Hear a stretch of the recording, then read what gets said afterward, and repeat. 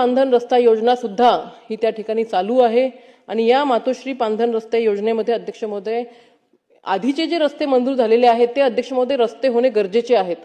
माझ्या माहितीनुसार बळीराजा पांधन रस्ता योजनेमध्ये जे रस्ते आधीच्या योजनेमध्ये मंजूर होते ते रस्ते आपण मुख्यमंत्री बळीराजा पांधन रस्त्यामध्ये घेणार नाही आहोत आणि ही योजना येत आहे म्हणून प्रशासन सुद्धा मातोश्री पांधन रस्त्याकडे त्या ठिकाणी लक्ष देत नाही आहे। आता माझ्याच मतदारसंघातला विषय अध्यक्ष महोदय मी सांगते, त्याच्यावरून पूर्ण महाराष्ट्राची माहिती आपल्याला कळेल। अध्यक्ष महोदय, माझ्या मतदारसंघामध्ये एकूण 612 पांधन रस्ते मंजूर आहेत मातोश्रीमधून आणि त्याच्यापैकी 60 रस्ते झालेले आहेत, 80 रस्ते प्रगती पथावरती आहेत आणि प्रलंबित रस्ते त्या ठिकाणी 472 अजून सुद्धा आहेत। परंतु या योजनेकडे कोणी लक्ष देत नाही अध्यक्ष महोदय।